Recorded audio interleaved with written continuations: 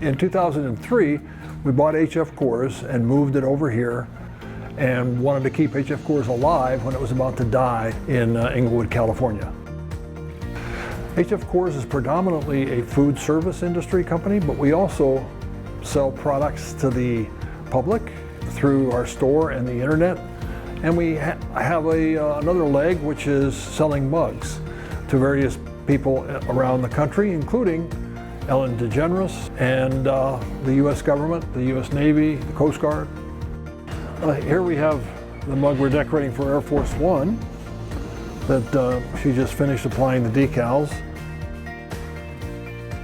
I'm very pro-American jobs, and I had the opportunity to save this American company, which is an iconic company in the food service industry, and to bring it here to my hometown. So I just followed my instinct.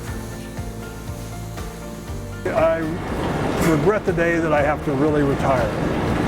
It's too exciting. It's a great job.